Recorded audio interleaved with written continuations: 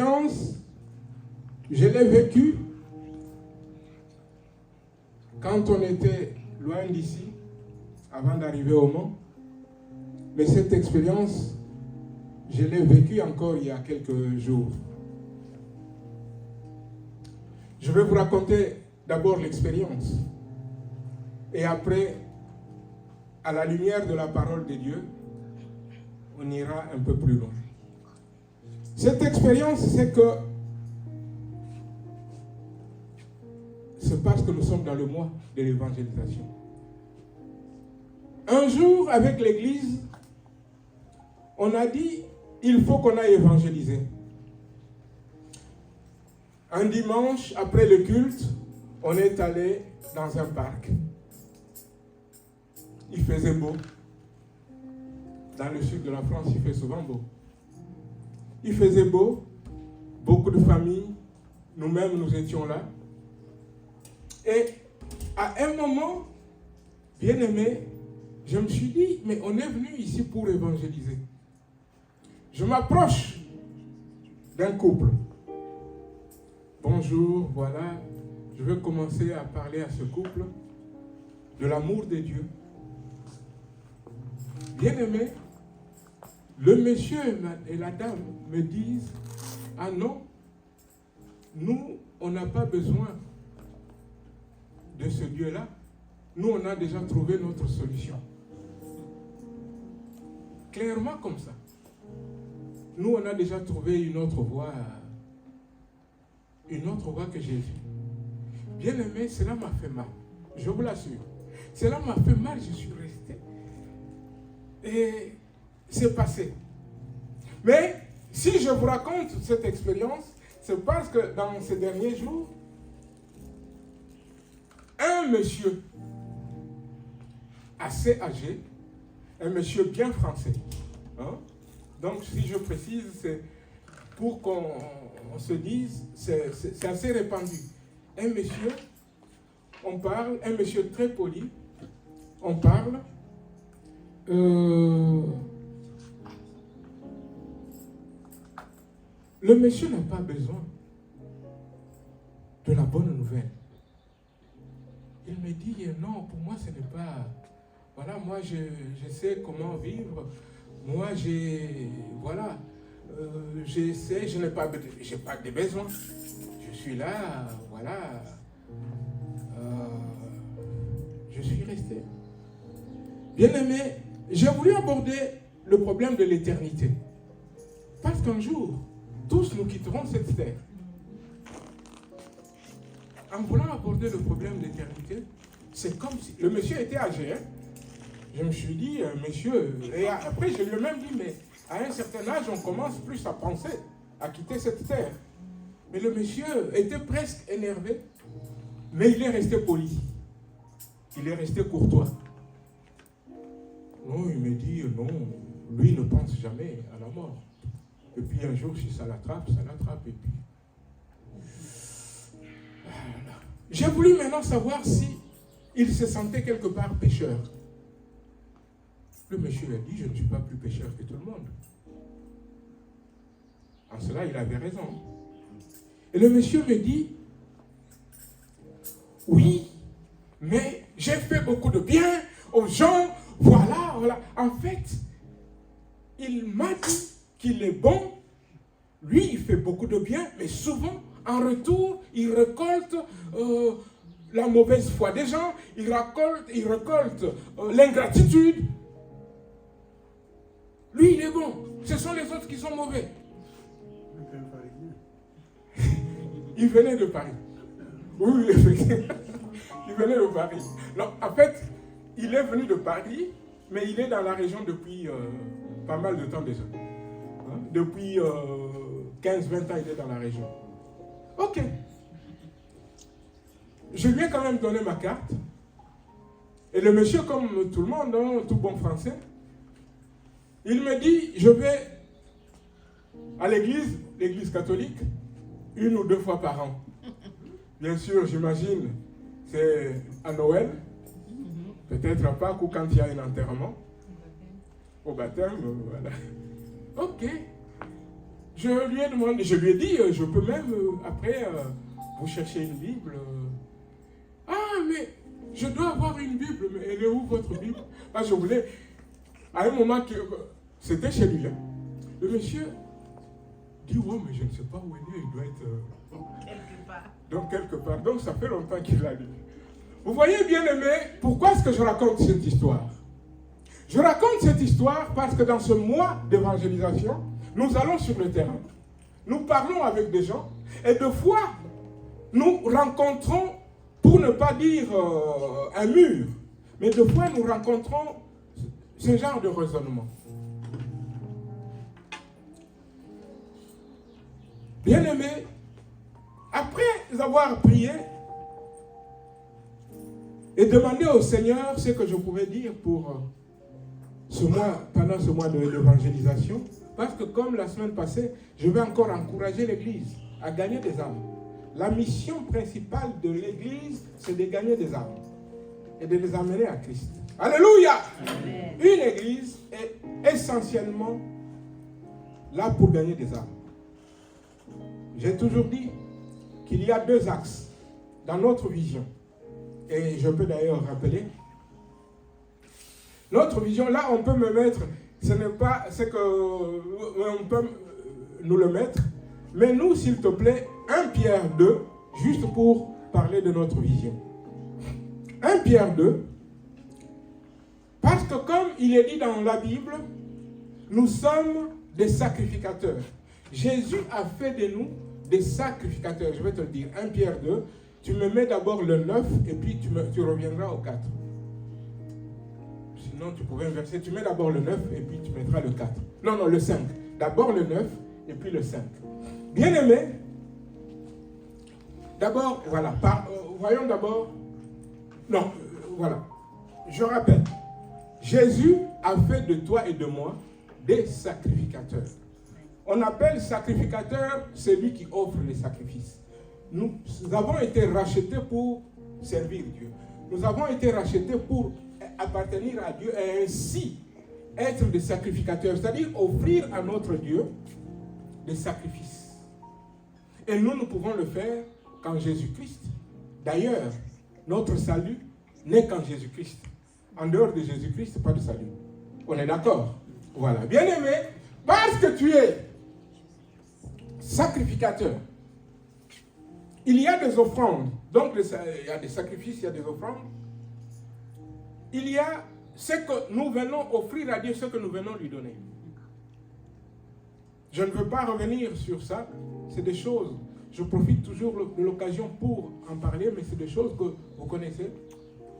Nous venons offrir à Dieu, comme la Bible dit, le sacrifice de louange qui glorifie, donc de nos lèvres qui glorifient son nom, c'est-à-dire la louange. Nous sommes là venus prier, adorer, louer notre Dieu. Nous lui avons offert la louange comme un sacrifice. Nous venons dans la maison de Dieu, nous venons offrir nos biens. C'est pourquoi nous donnons nos offrandes, nous donnons nos dîmes. Le fait de venir offrir, c'est pour dire à Dieu, nous t'appartenons et nous reconnaissons que tout ce que nous avons nous vient de toi. C'est toi qui nous l'as donné. Et comme nous sommes attachés à toi et que nous t'appartenons, nous t'apportons ce qui est à toi. Et nous l'apportons pour que ton œuvre avance, ton œuvre aille de l'avant. Alléluia. Et nous apportons au Seigneur aussi des hommes et des femmes que nous gagnons à Christ. Vous voyez, je peux continuer avec les offrandes, mais ici, il est dit, vous au contraire, vous êtes un peuple choisi, des prêtres royaux, une nation, des prêtres royaux, dans d'autres versions, c'est des sacrificateurs. Donc nous avons le sacerdoce royal. Des prêtres royaux, une nation sainte, un peuple racheté, afin de proclamer les louanges de celui qui vous a appelé des ténèbres à sa merveilleuse lumière. Nous venons apporter à Dieu, bien-aimés, les âmes que nous gagnons. Et nous voulons que ces gens-là quittent les ténèbres et viennent à Dieu, viennent à la lumière de Dieu. Alléluia. On peut remonter au 4, verset 4, comme j'avais, verset 5 plutôt, verset 5. Et vous-même, en tant que pierre vivante, laissez-vous édifier pour former une maison spirituelle, un groupe de prêtres saints, ce qu'on appelle le saint sacerdoce, dans d'autres versions, afin d'offrir des sacrifices spirituels que Dieu peut accepter par Jésus-Christ. Tu peux enlever, c'était juste pour rappeler cela. Nous sommes des sacrificateurs. Par la grâce de Dieu, ce mois de mai, nous le consacrons à l'évangélisation. Je rappelle, ce n'est pas que pour évangéliser, pour parler de Dieu, ce n'est qu'au mois de mai, non. Mais nous mettons ce mois à part, nous le consacrons à cela, pour nous le rappeler. Et bien aimé, le 24 et le 25 de ce mois, nous aurons cette grande fête de l'Évangile que nous célébrons toujours au moment de la fête des mères. C'est pourquoi, bien aimé, continuez d'évangéliser, continuez d'appeler, continuez d'inviter les gens. Bien aimé, donc, je reviens à cette histoire de ce monsieur.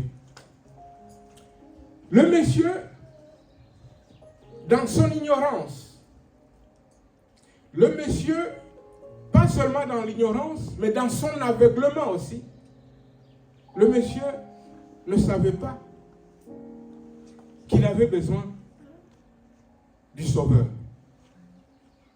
En cela, il est en contradiction avec tout ce que la parole de Dieu dit. La parole de Dieu nous dit que tous les hommes ont péché, tous les hommes sont pécheurs, et tous, nous avons besoin d'un sauveur. Alléluia! Amen. Bien-aimé, Jésus a rencontré le cas des gens qui viennent, et ils viennent à Jésus, ils veulent la vie éternelle, mais suivre ce que Jésus a dit, ils n'arrivent pas à le faire, parce que la vie éternelle, il n'y a qu'un seul qui donne la vie éternelle, c'est Jésus. Alléluia. Tout chrétien doit le savoir, non? Vous le savez. Car Dieu a tant aimé le monde qu'il a donné son Fils unique, afin que quiconque croit en lui ne périsse point, mais qu'il ait la vie éternelle seulement en Jésus. Alléluia. Il donne la vie à ceux qui viennent à lui et qui l'acceptent. Mais voilà que Jésus a rencontré plusieurs cas de gens qui viennent chercher, qui disent leur besoin d'avoir la vie éternelle, mais qui ne veulent pas suivre Jésus. Comme ce monsieur dont je viens de parler, si on lui dit, voulez-vous la vie éternelle? Ah oui, il veut la vie éternelle. Mais Jésus, ah non, je n'en veux pas. Bien-aimés, nous allons voir deux cas dans l'évangile de Luc. On va prendre juste ça, l'évangile de Luc, pour voir deux cas de gens qui sont venus à Jésus et qui avaient besoin de la vie éternelle. Bien-aimés, regardons d'abord dans Luc, chapitre 18. On va commencer par celui-là. À partir du verset 18, pouvons-nous nous mettre debout pour lire cette portion de la parole de Dieu? Luc 18, on commence à 18. On lira jusqu'au 30. Et avec ça, peut-être que, oui, on lira aussi le premier, mais après, on lira peut-être pas d'autres versets. Luc 18, à partir de 18. Ce n'est pas n'importe qui est venu. La Bible dit que cet homme-là était un chef. Un 2, 3. Un chef interrogea Jésus et dit, « Bon maître, que dois-je faire pour hériter de la vie éternelle ?» Jésus lui répondit, « Pourquoi m'appelles-tu bon? Personne n'est bon si ce n'est Dieu seul.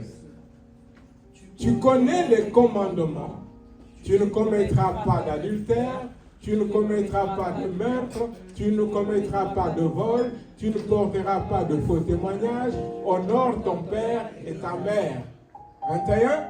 J'ai respecté tous ces commandements de ma jeunesse, dit-il. 22. Après avoir entendu cela, Jésus lui dit, « Il te manque encore une chose, vends tout ce que tu as, distribue-le aux pauvres, et tu auras un trésor dans le ciel, puis viens et suis-moi. » Alléluia! On continue. Lorsqu'il entendit ces paroles, l'homme devint tout triste, car il était très riche. Voyant qu'il était devenu tout triste, Jésus dit qu'il est difficile à ceux qui ont des richesses d'entrer dans le royaume de Dieu. En effet, il est plus facile à un chameau de passer par un trou d'aiguille qu'à un riche d'entrer dans le royaume de Dieu. Ceux qui l'écoutaient dirent, « Qui donc peut être sauvé ?»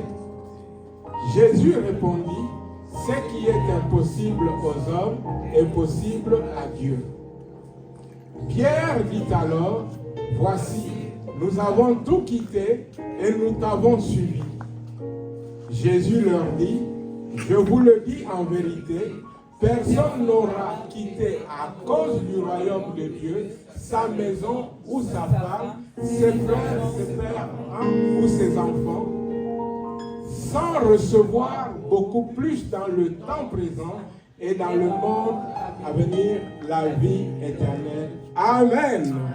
Alléluia. On va passer, j'avais dit 2 lectures, on va prendre une autre lecture dans Luc 10, le verset 10, à partir, le chapitre 10. Le chapitre 10, on va commencer à partir du verset 25.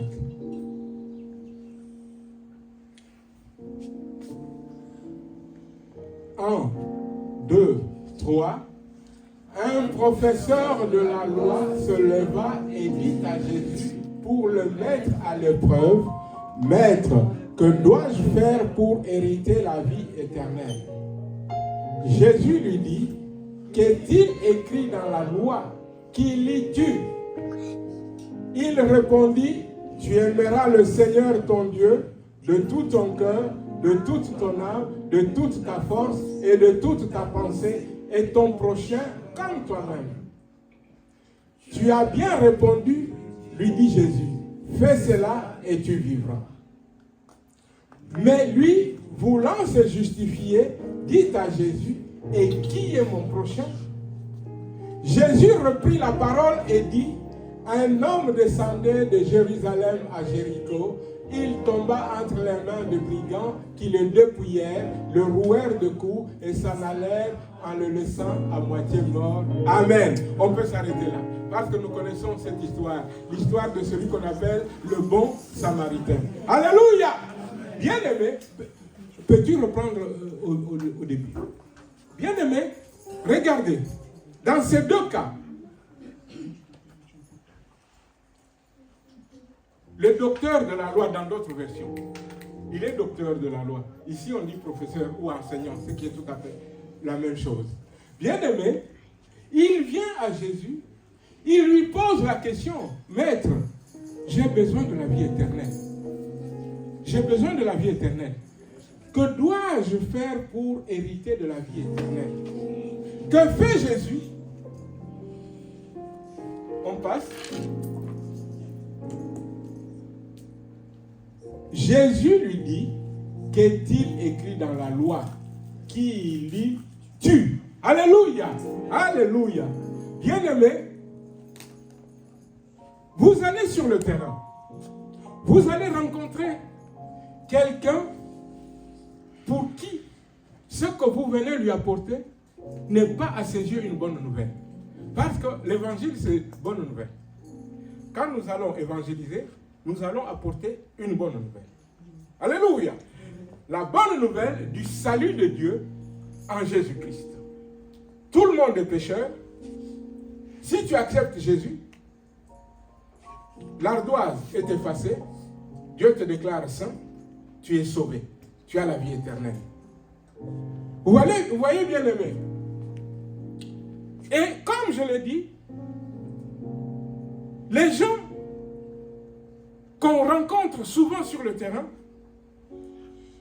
ils ont leurs explications, ils veulent peut-être pas, ou ils veulent nous montrer, comme j'ai raconté l'histoire tout à l'heure, oui mais moi ça va, moi je connais Jésus, ou j'ai accepté, ou tout simplement, oui mais ton Dieu je n'en ai pas besoin. Bien aimé. Et devant ces gens, quelle doit être ta réaction? Comment dois-tu agir? Parce que j'avais dit, le but, c'est que ce mois, parce que nous allons sur le terrain, que je dise des choses pratiques, des choses qu'on peut rencontrer sur le terrain, et comment arriver à s'en sortir pour parler de Jésus. Bien-aimé, qu'est-ce que fait Jésus? Jésus, tant que tu veux rejeter la bonne nouvelle, Jésus dit que c'est parce que tu es dans l'ignorance. Celui qui n'est pas dans l'ignorance accepte la bonne nouvelle. Bien-aimé, un prisonnier, j'ai déjà donné cet exemple, un prisonnier, il attend une seule bonne nouvelle. La bonne nouvelle qu'il attend, c'est qu'on lui dise, tu es libéré. C'est ça. Si tu viens trouver un prisonnier pour lui dire, je t'ai acheté un survêtement de Nike, dernier cri, ce n'est pas une bonne nouvelle pour lui. Tu lui donnes le survêtement que tu lui as acheté, il est en prison, tu lui donnes le survêtement. Il porte, mais il est en prison. Ce n'est pas une bonne nouvelle. Une bonne nouvelle, c'est pourquoi la Bible ne parle pas des bonnes nouvelles, on nous parle d'une bonne nouvelle. La bonne nouvelle, c'est que toi, le pécheur, Dieu efface ton ardoise. C'est cela la bonne nouvelle. Toi, le pécheur, tu y es appelé, tu es déjà, même pas appelé, ton chemin c'est déjà la mort. Parce que la Bible nous le dit. Le salaire du péché, c'est la mort. Toi, le pécheur, ta place, c'est la mort. Mais maintenant, il y a une bonne nouvelle.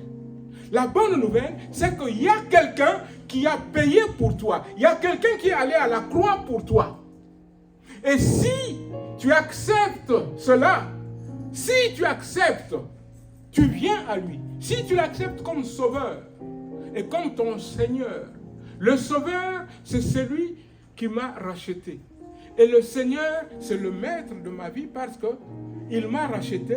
J'étais dans le camp du diable, il m'a sauvé. Maintenant, je lui appartiens. Maintenant, c'est lui mon Seigneur, c'est lui qui guide ma vie. Alléluia! Bien-aimé. Donc, si tu as en face de toi une personne qui ne connaît pas ou qui ne reçoit pas cette bonne nouvelle, fais ce que Jésus a fait. À 2 reprises, à ce monsieur qui était docteur de la loi. Qu'est-ce que Jésus fait? Donne-moi un peu ça. Qu'est-ce que Jésus fait? Le monsieur dit, je vais avoir la bonne nouvelle et la vie éternelle. Tu vas avoir la vie éternelle? Ok. Comme Jésus sait que cet homme, il va, d'abord la Bible dit même qu'il était venu pour l'éprouver. Qu'est-ce que Jésus fait? Jésus prend la loi, lui donne la loi. Il lui demande, il lui dit, qu'est-ce qui est écrit dans la loi? C'est-à-dire dans la Bible, qu'est-ce qui est écrit? Qu'est-ce qui est écrit? Le monsieur commence à dire, il est écrit, face.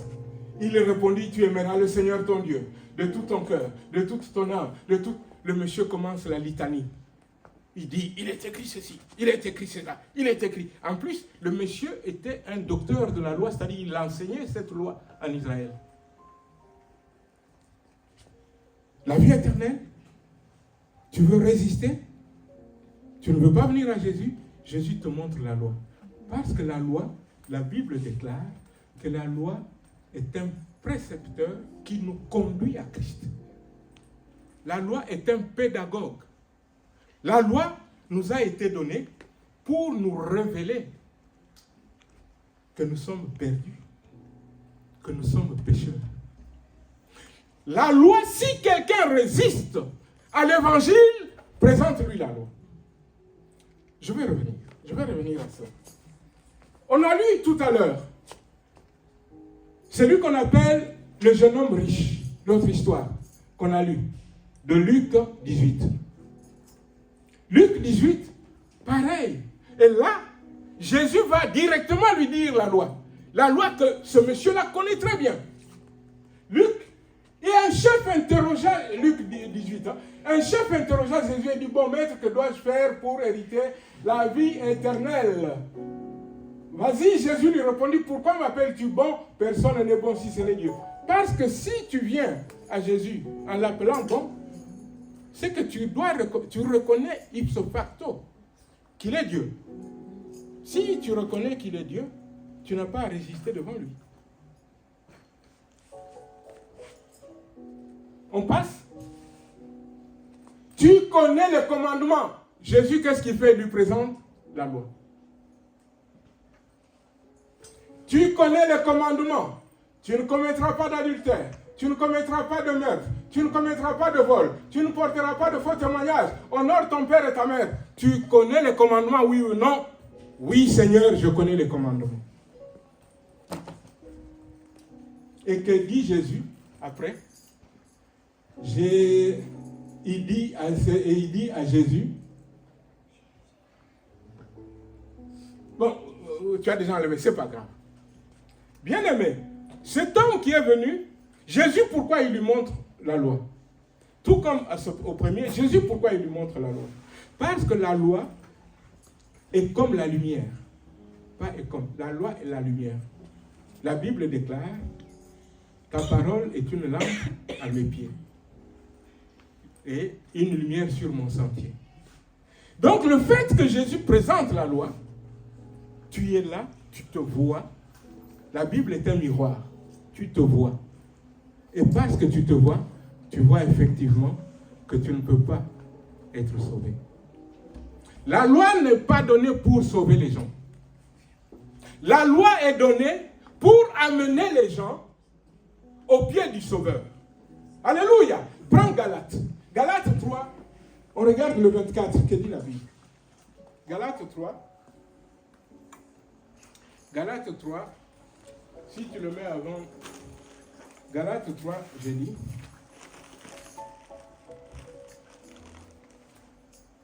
Tu n'as pas encore trouvé? Galates 3.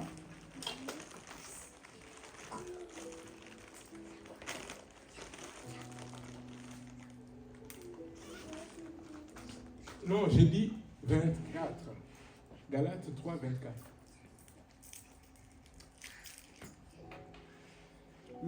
Mais d'abord, plutôt le 19, après tu nous mets le 24. Il est dit, pourquoi donc la loi? Pourquoi la loi? Elle a été ajoutée ensuite à cause des transgressions jusqu'à ce que vienne la descendance à qui la promesse avait été faite. Elle a été promulguée par des anges au moyen d'un médiateur. La loi nous a été donnée pour nous révéler nos transgressions, pour nous révéler nos péchés. La loi dit, ne vole pas. Est-ce que dans ta vie, tu as déjà volé? Tu peux dire, oh, moi je n'ai jamais volé. Ce n'est pas grave.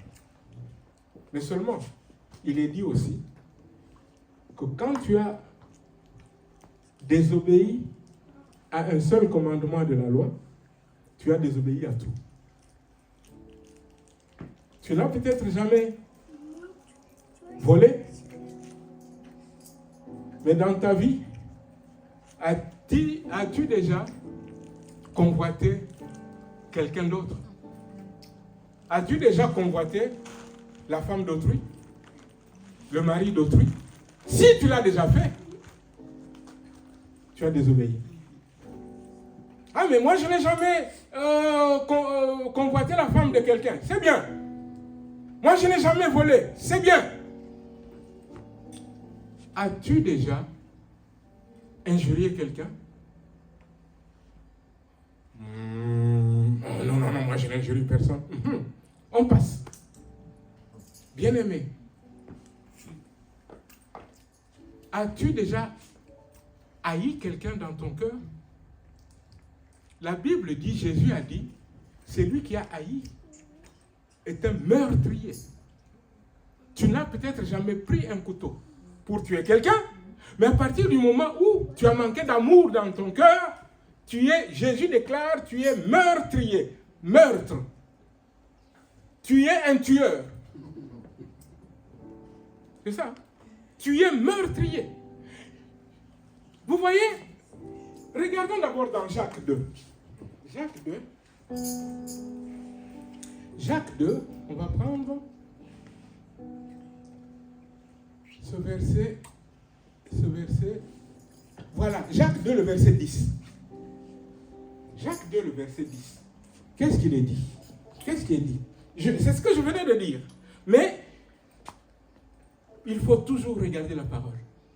Ce ne sont pas mes paroles. Je viens vous apporter les paroles du Seigneur.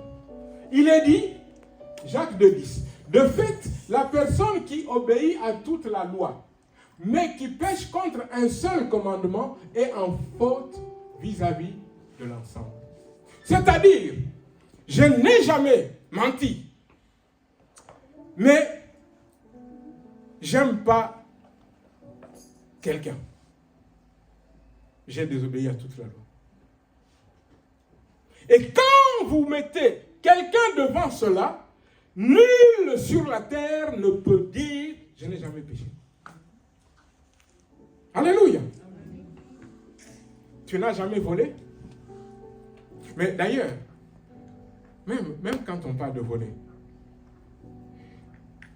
si on vient chez toi et que tu es femme de ménage quelque part dans un hôtel, on ne trouvera pas même un petit savon de l'hôtel chez toi?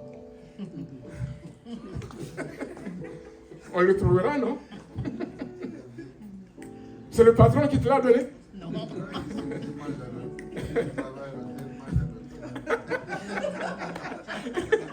Oui, les gens disent ça. Les gens disent, celui qui travaille à l'hôtel mange à l'hôtel.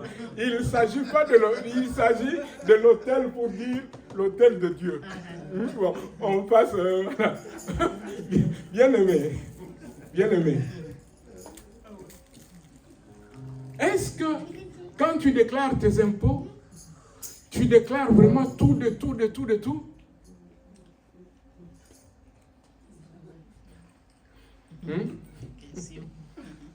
Bien-aimé, vous voyez, aucune personne ne peut dire « moi je n'ai jamais péché, je n'ai pas besoin du sauveur ». La loi est donnée pour nous conduire à Christ. La loi est un précepteur pour nous conduire à Christ. Dans d'autres versions, la loi est un pédagogue pour te parler, pour te convaincre et te montrer que tu as besoin du sauveur. C'est pourquoi la loi est donnée. Voilà pourquoi ces gens-là qui venaient trouver Jésus, parce qu'il n'était pas clair et même dans leur tête. Que fait Jésus? Jésus leur montre la loi. Qu'est-ce qui est écrit dans la loi? Ah oui, c'est vrai. Il est écrit, honore ton père et ta mère. Qui peut dire qu'il a vraiment honoré son père et sa mère? Tout le temps. Même quand ton père t'a énervé. Qui peut le dire? Personne. Parce que personne ne peut dire, parce que personne ne peut lever sa main pour dire, moi je n'ai pas besoin, je n'ai jamais péché. Personne ne peut dire, je n'ai pas besoin de Jésus. Quand tu vas sur le terrain, tu rencontres quelqu'un qui ne sait pas, qui dit je n'ai pas besoin de la bonne nouvelle que tu m'apportes, c'est parce qu'il est ignorant. Si possible, apporte-lui la bonne nouvelle. Apporte-lui d'abord la loi. Si possible. Apporte-lui la loi. La loi n'est pas faite pour sauver.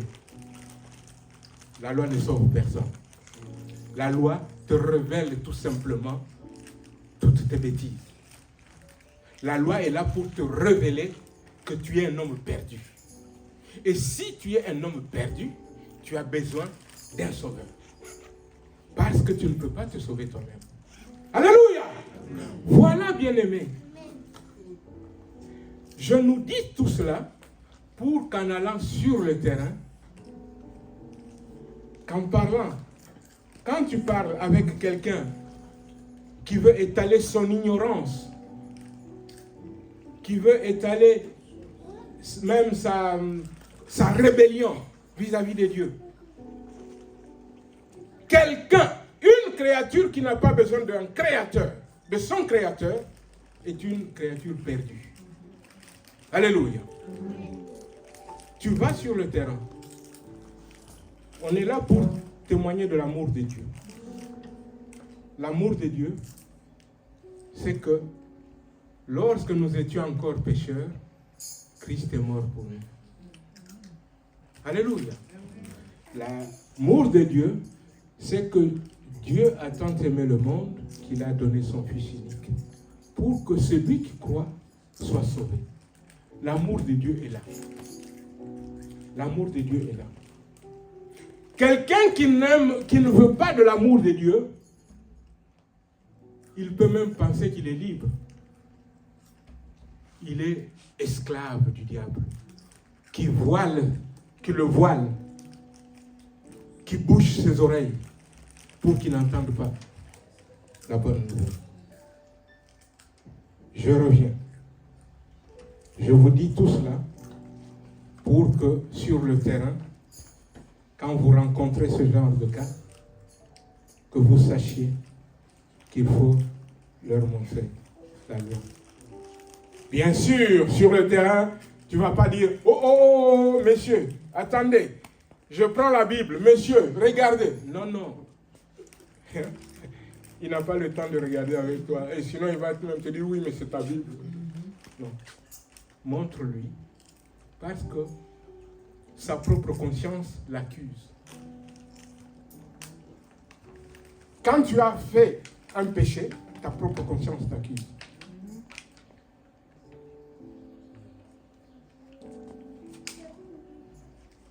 Un seul commandement. Tu es passé à côté, c'est toute la loi.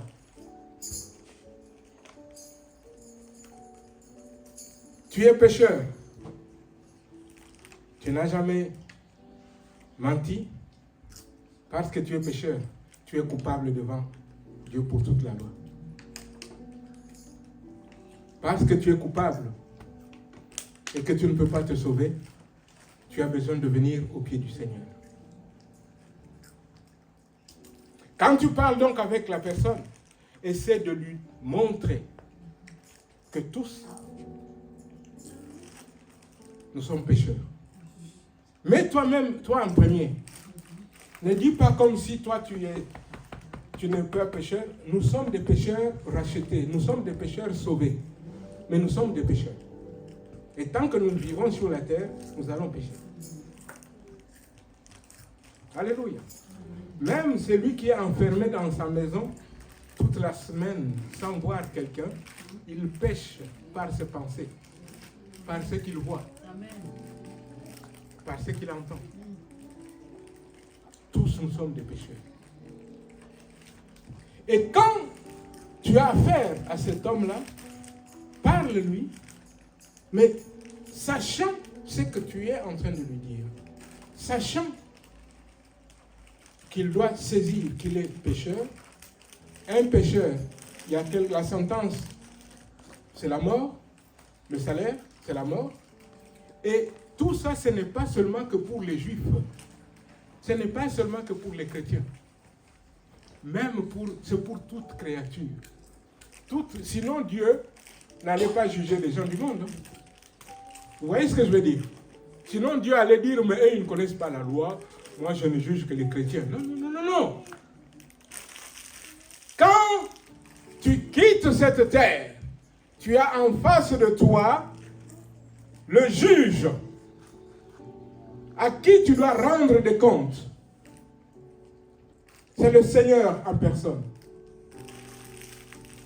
Donc, tu as besoin, bien-aimé, d'abord je dis pour toi chrétien, d'avoir fait la volonté de Dieu, qui est que tu gagnes des âmes. Bien sûr, que tu marches conformément à la volonté du Seigneur. Mais marchant selon la volonté du Seigneur, c'est marchant aussi en gagnant des âmes. Alléluia. Gagne des âmes. Gagner des âmes, c'est plus important que prêcher. Je prêche parce que c'est une charge que le Seigneur me donne. On ne peut pas demander à toute l'église de venir là. On ne peut pas dire, il y a autant d'églises, voilà, donc que chacun se mette devant un pupitre, la chaise, pour qu'il parle aux chaises vides. Non, non. Il y a un berger, il y a une bergerie. Vous voyez? Mais tous, nous devons apporter la bonne nouvelle à l'extérieur.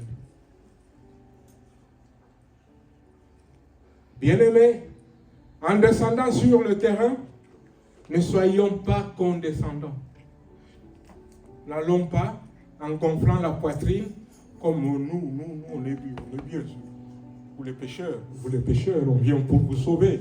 Et d'ailleurs, bien-aimés, le deuxième monsieur, qu'on appelle le bon, dans l'histoire des bons samaritains, ce monsieur, tu peux nous le remettre.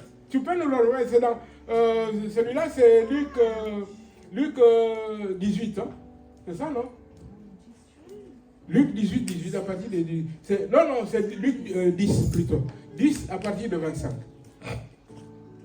Bien-aimé, cet homme-là, un professeur de la loi se leva et dit à Jésus pour le mettre à l'heure, « Maître, que dois-je faire pour éviter la vie éternelle ?» Voilà, on passe. Jésus lui dit, qu'est-il écrit dans la loi? Jésus lui montre la loi, on y va. Il répondit, « Tu aimeras le Seigneur. » Et non seulement tu aimeras le Seigneur, la dernière phrase c'est quoi? Et ton prochain. Tu aimeras le Seigneur et ton prochain. Mais cet homme-là, Jésus lui montre la loi pour lui révéler qu'il n'y avait pas l'amour du prochain dans son cœur. Parce que quand cet homme-là demande à Jésus, mais qui est mon prochain? C'était pour dire à Jésus, attends, moi je suis juif. Hein. Moi je suis juif. Hein. Voilà. Et d'ailleurs, moi je suis juif. Et j'aime tous les juifs. Ce sont les Samaritains que je n'aime pas. Moi, j'aime les Juifs. Hein. Ce sont les Samaritains que je n'aime pas. Ah oui? Et Jésus lui raconte cette histoire en lui montrant que le sacrificateur est passé à côté de l'homme qui a été battu, presque à mort. Après le sacrificateur, le Lévite va passer à côté. Mais c'est un Samaritain qui va s'arrêter, qui va prendre ce monsieur, qui va le soigner, qui va le mettre. J'aime la parole parce qu'il y a des choses très intéressantes, pointues. La parole dit, il le met sur sa propre monture, sur son propre cheval. Quand il le met sur son propre cheval, vous savez, ça veut dire que le monsieur, lui, il a marché à pied. Il a marché à pied. Ce monsieur-là était samaritain. Il a secouru un juif. Mais le monsieur, le docteur de la loi, là, lui, il dit, mais qui est mon prochain? C'est pourquoi Jésus lui raconte. Jésus lui donne la loi et lui montre qu'il n'y a pas d'amour. Tu m'as dit, attends, remets. Bien-aimé, ce sont les paroles de ce monsieur. Ce n'est pas Jésus qui déclare là. C'est la loi. Mais c'est ce monsieur qui est en train de dire la loi. Le monsieur dit, il répondit, c'est ce monsieur-là qui répond. Ses propres paroles qu'il va sortir de sa bouche vont l'accuser.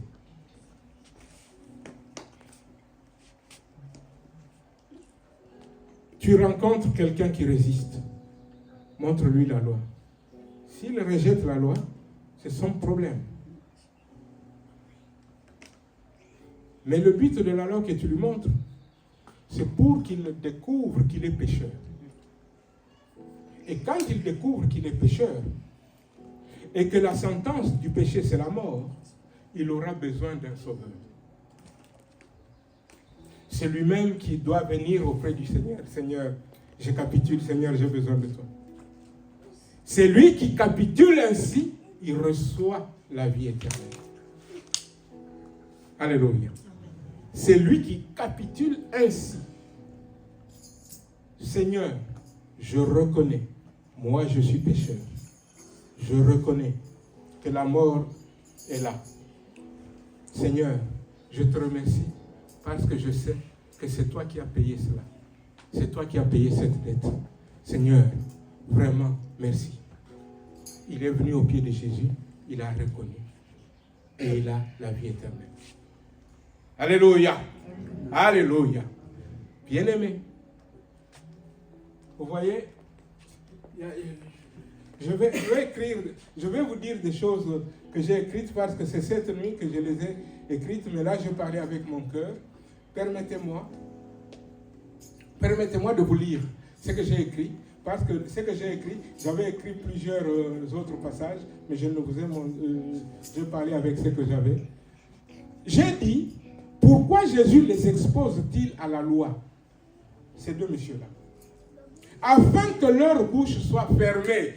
Alléluia. Ça, par exemple, je ne l'ai pas dit. C'est très important. Lorsque quelqu'un, il est devant la loi de Dieu, le but, c'est qu'il ferme la bouche. Mets-nous ça. Mets-nous ça. Coucou, Romains 3. Mais c'est vrai qu'avec ta version, c'est des fois, mais mets-nous. Romains 3, 19. La Bible déclare, Romains 3, 19, « Or, nous savons que tout ce que dit la loi, c'est à ceux qui vivent sous la loi qu'elle le dit, afin que toute bouche soit fermée et que le monde entier soit reconnu coupable devant Dieu. » Alléluia! J'expose la loi pour que la personne là qui parlait là ferme la bouche. Pourquoi? Parce qu'il va voir qu'il est coupable. Alléluia. Il va le voir qu'il est coupable. Devant Dieu. Et j'aime, il est dit que le monde entier, ce n'est pas que pour les chrétiens. Les chrétiens sont ceux qui ont accepté, mais il y en a. Tout le monde doit.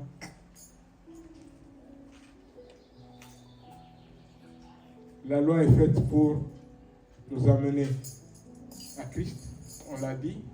Le salaire du péché, c'est la mort, on l'a dit. La loi a été comme un pédagogue, on l'a dit.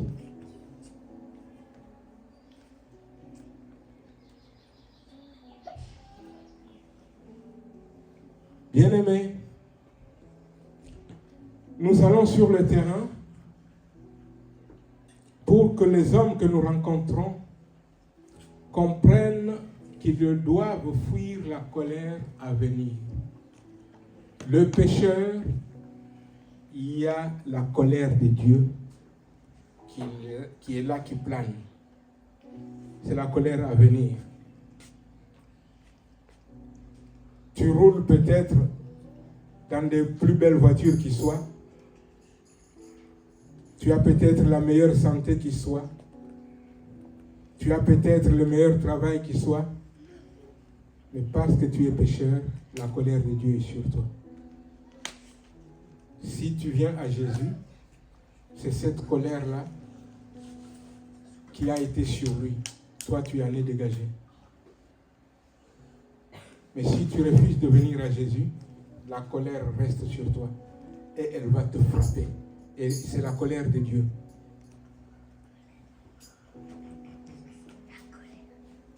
La colère de Dieu. Quand Dieu regarde comment lui-même, à cause du péché, il a donné son propre fils pour que son fils meure pour toi.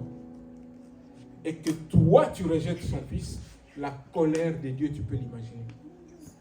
Coucou, j'aimerais qu'on réalise cela. J'aimerais qu'on réalise cela. J'ai donné mon fils pour te sauver. Mais toi, tu rejettes mon fils.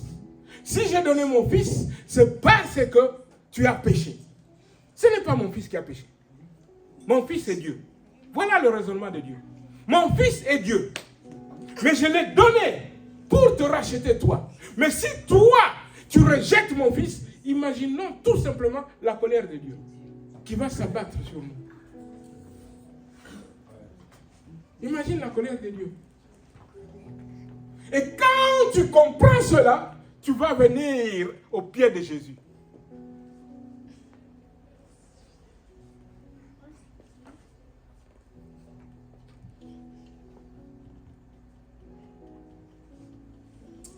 On va prendre un dernier verset, c'est quelle heure qu'il est?